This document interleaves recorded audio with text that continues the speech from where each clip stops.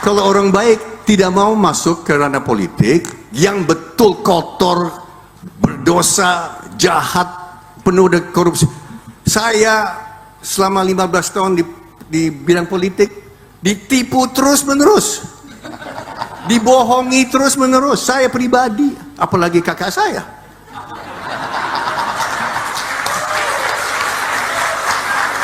Saya bersaksi, orang terhormat, tidak beretika,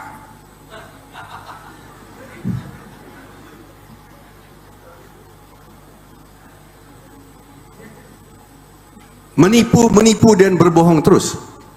Saya alami. A1. Ini bukan katanya, kata Hashim. Betul. Politik jahat, politik kotor, politik korup, penuh korupsi, penuh koruptor. Kalau tidak rukun antara elit dan pimpinan, karena egoisme antara pimpinan, sesama pimpinan, hancur Uni Soviet, hancur Yugoslavia, hancur Sudan, dan juga beberapa negara lain diambang kehancuran, termasuk di negara-negara maju seperti Kanada, seperti Belgia, seperti Ukraina, seperti beberapa negara lain. Di negara maju pun, kalau pimpinan dan elit tidak rukun dan tidak ada kerjasama yang baik, negara maju pun bisa hancur. Di Belgia, kita lihat satu bangsa, satu negara terpecah 3 suku. Satu agama, semua Katolik. Tapi ada suku Belanda 60%, suku Perancis 37%, suku Jerman 3%. Dan di situ sudah hampir ada 3 pemerintahan secara konstitusional, Pak. Nah, saya kembali ke tema yang saya lihat banyak negara.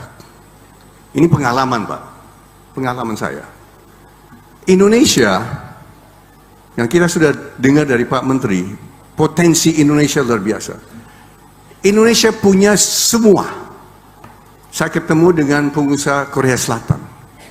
Mereka bilang, Mr. Hashim, kami bangsa Korea Selatan sangat-sangat iri dengan bangsa Indonesia. Kenapa? You have everything, Mr. Hashim. You have everything. Kita memiliki sumber daya alam. Kita semua tahu, selalu dari dulu Indonesia sumber daya alam, sumber daya alam, sumber daya alam. Tapi kita juga punya iklim. Kita punya cuaca. Kita punya air hujan, kita punya cahaya matahari. Saya di negara-negara, saya berada di negara-negara yang orang rindu dengan matahari. Itu namanya Rusia, Uni Soviet. Rindu, 4 bulan, 5 bulan gelap, dingin. Indonesia, cahaya matahari sepanjang tahun. Kita ada air hujan.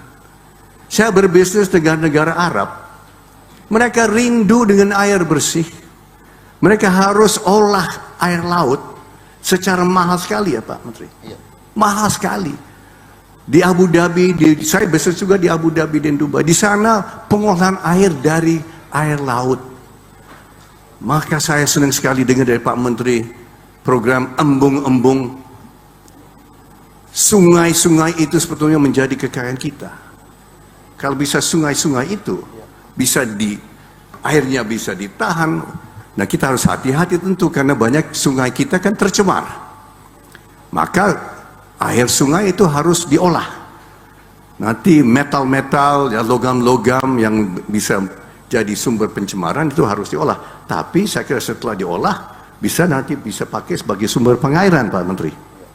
Indonesia luar biasa. Kita punya cahaya matahari, kita punya air hujan, kita punya sumber daya air yang luar biasa, kita punya tanah kita sudah dengar, kita punya rawah yang kita bisa olah. We have everything. Nah, kalau kita bandingkan dengan negara Korea Selatan, kita mungkin adik-adik yang hadir di sini belum tahu. Tahun 1960,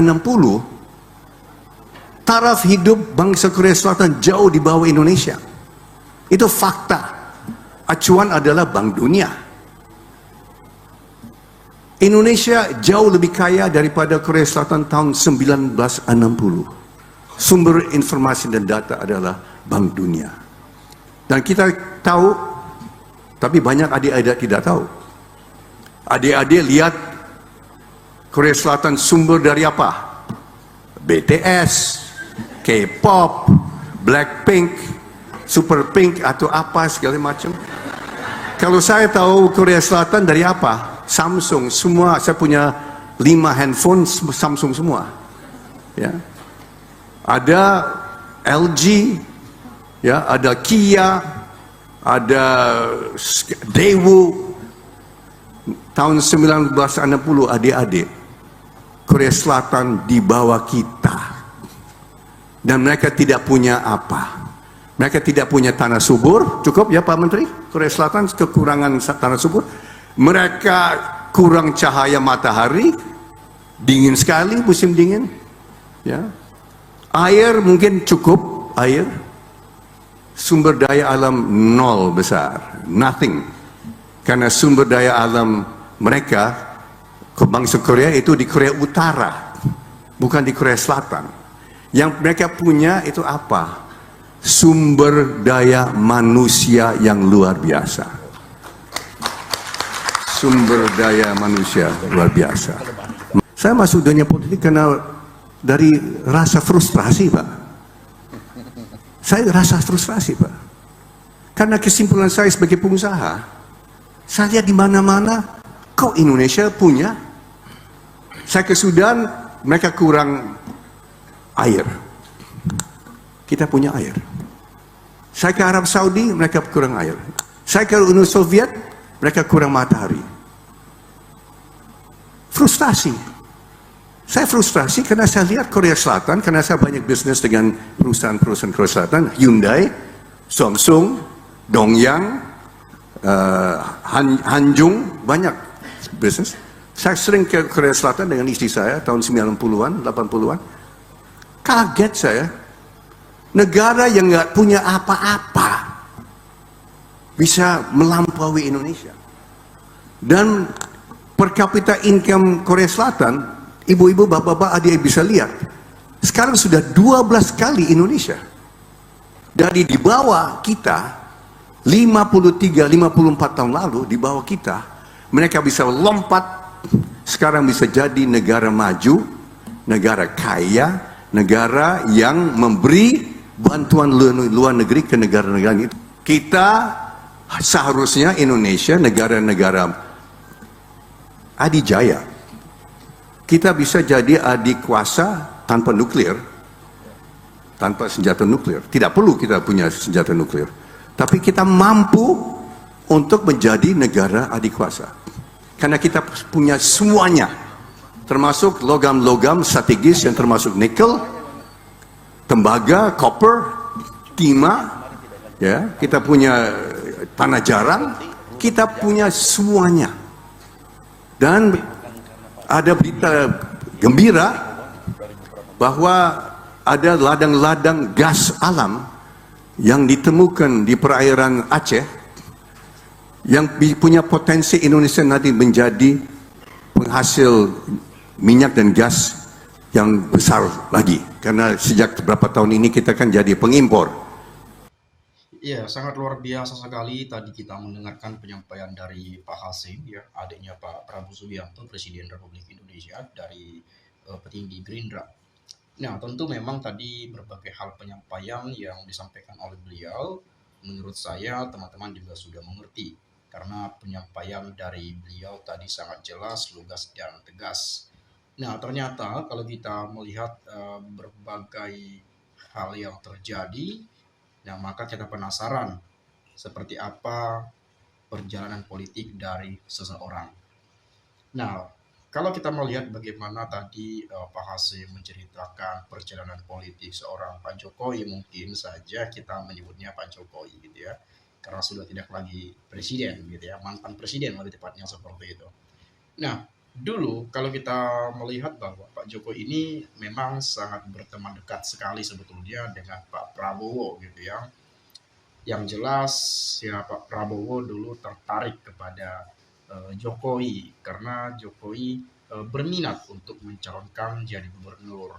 Nah dulunya Pak Jokowi berminat di Jawa Tengah, tapi Pak Prabowo menariknya ke Jakarta. Ya bisa kita bilang ya tanpa Pak Prabowo Jokowi juga tidak bakal jadi gubernur. Tanpa Megawati Pak Jokowi juga tidak akan jadi gubernur dan seterusnya dan seterusnya. Jadi memang kalau kita melihat bahwa Pak Jokowi dulunya ia sering ke kantor Pak Hasim, ada uang miliaran yang dikasih kepada Pak Jokowi mungkin untuk modal atau apa gitu ya. Dan ternyata ya terjadilah di 2014 bagaimana Pak Jokowi melawan Pak Prabowo di Pilpres 2014 kemarin. Jadi itu kan semacam hal yang bisa kita katakan tidak disangka-sangka oleh seorang Pak Prabowo. Oh ternyata lawannya orang yang beliau bantu, orang yang beliau besarkan namanya sebagai gubernur dan seterusnya dan seterusnya. Nah, tetapi terkait hal itu, saya coba melihat berbagai perspektif mungkin sudut pandang, pikiran-pikiran yang disampaikan oleh teman-teman kita masyarakat Indonesia yang kerap disebut sebagai komentar netizen. Nah, saya awali dari Anthony Nawawan. Nah, di sini beliau menyampaikan, penipu dan pembohong laporkan saja Pak, agar ada efek jerak untuk penipu dan pembohong. Jadi katanya sering dibohongi gitu ya, Pak Hasim dibohongi, Pak Prabowo juga dibohongi, dan seterusnya, dan seterusnya. Jadi banyak yang dibohongi gitu ya. Lalu kemudian saat ini di zaman para pemimpin pura-pura berantem, tapi di belakang rakyat lagi ngopi dan nongkrong bareng. Semuanya lagi caper ke rakyat karena sudah mulai gak dipercaya. Seperti yang telah diceramahkan oleh Ustadz K. Hajanuddin sebelum beliau wafat. Lanjut Pak Hasim, demi bangsa, negara, rakyat Indonesia, salut. Kami semoga Pak Hasim sehat selalu, kami sesama sebangsa dan negara NKRI harga mati. Panggil pembohong itu, masukkan ke penjara, mari rakyat bersatu. Kalau saja ternak dan bajarnya Mulyono, dengar ucapan Pak Hasim saya ucapkan Alhamdulillah. Pak Prabowo inginkan tetap bersatu dengan Sri Kandi PDIP, bukan sama perusak institusi. Salam waras berpikir.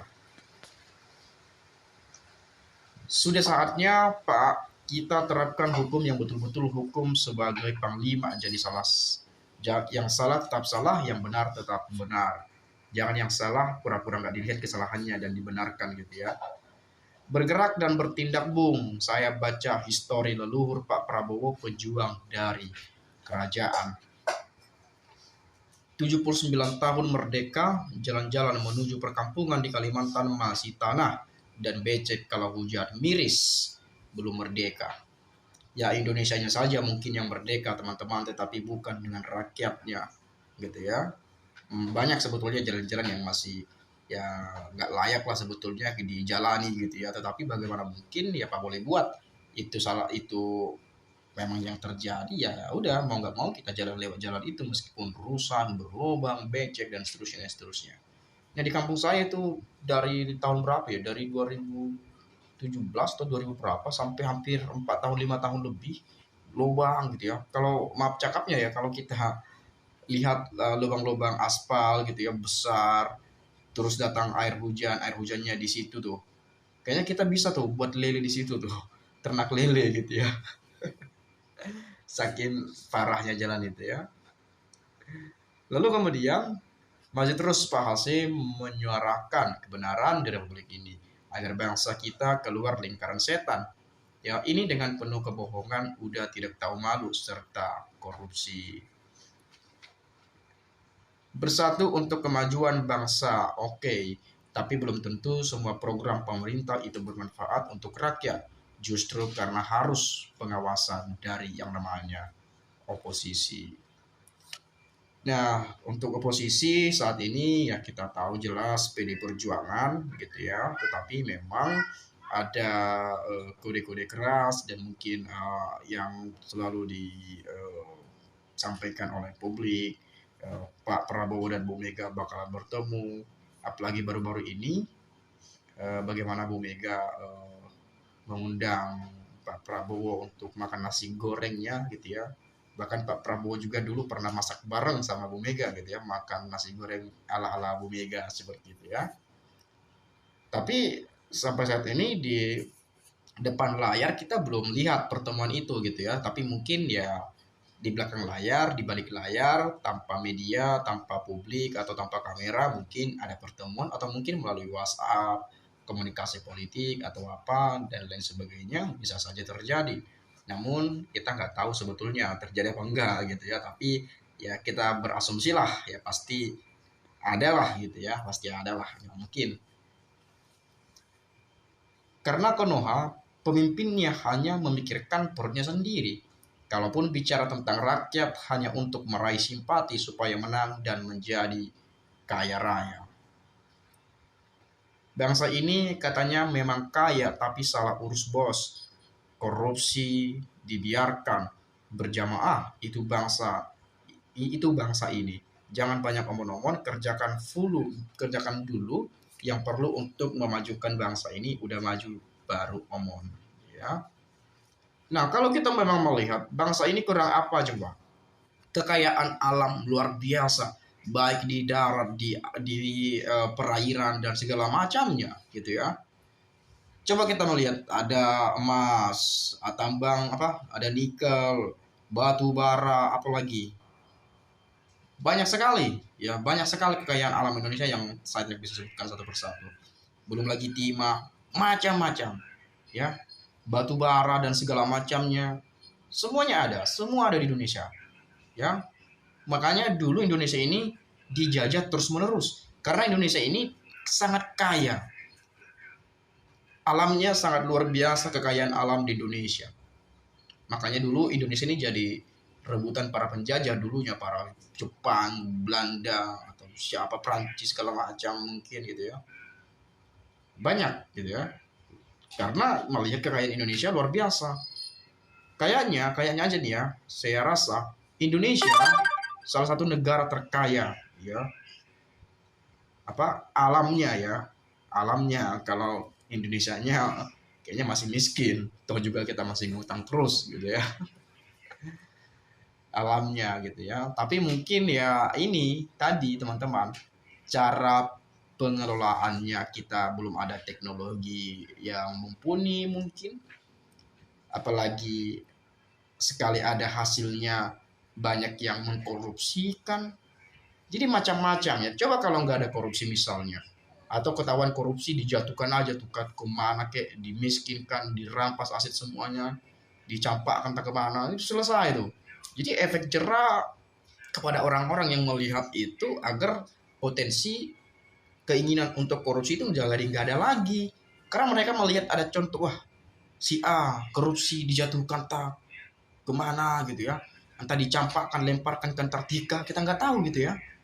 Jadi orang pasti takut untuk melakukan korupsi. Wah bahaya nih kalau takut, gue bisa miskin nih, percuma gue sekarang kaya, tahu-taunya ketahuan nanti miskin selamanya, nggak bisa hidup tenang, dan seterusnya dan seterusnya. Jadi itu yang mestinya ada di Indonesia gitu ya, seperti mungkin negara-negara lain. Kalau ketahuan koruptor, dimiskinkan, bahkan ditembak mati di tempat gitu ya, bahkan peluru sekalipun keluarganya yang beli, seperti itu undang-undangnya, itu keren tuh. Makanya negara itu kaya terus gitu ya. Jadi walaupun negara itu mungkin saja kekurangan, tapi karena nggak ada koruptor, ya bisa tercukupi semuanya tanpa ketergantungan pada negara-negara lain gitu ya. Coba bayangin kita nih punya misalnya kita penghasil batu bara atau penghasil gas atau apa gitu ya. Kita jual mentahnya ke luar negeri.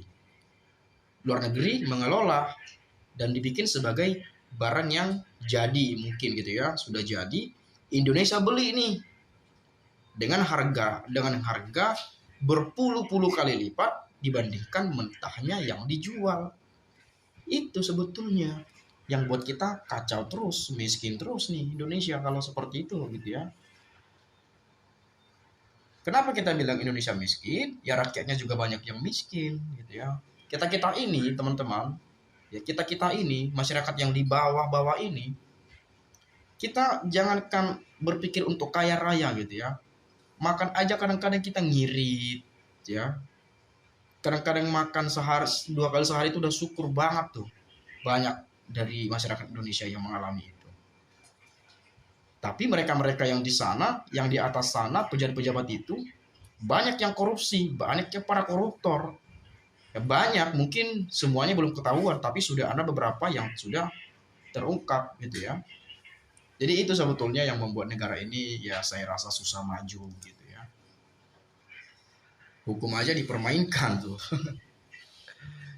Jangankan Anda, partai yang membesarkan dia dari seorang tukang kayu bisa jadi orang nomor 1 di negara ini dihianati. Itu PDIP gitu ya. Luar biasa sih. RI terlalu banyak partai dan rakyatnya mayoritas mimpi surga. Tanpa kerja keras, hanya berdoa dapat bantuan dan mimpinya masuk surga. Udah, jika Prabowo memahami adilnya, cepat-cepat gandeng mega untuk mewujudkan Indonesia Raya. Jika tidak, KPK akan kuasai bukan dari baju hijau, putih, dan biru. Kapan KPK ikut mengelola lembaga rasuah ini yang ada justru pernah di Clinton. Prabowo segera bertemu itu, Bogor Batu Tulis, atau di Istana Merdeka Utara or Selatan sekaligus geser penghuni yang kelinggakan. Itu saja mungkin teman-teman komentar yang saya baca, ya saya yakin Anda juga sudah paham. Saya minta maaf ya kalau ada yang salah dan ucapan yang tidak menyenangkan, ya tidak bermaksud untuk membuat kita apa gitu ya. Dan bersifat hal-hal negatif lainnya itu nggak ada di niat pikiran saya, hanya menyampaikan sesuai pendapat saya saja. Anda ada tambahan, silakan sampaikan di komentar pada video ini. Saya ucapkan sekali lagi, salam inspirasi, salam NKRI, harga mati.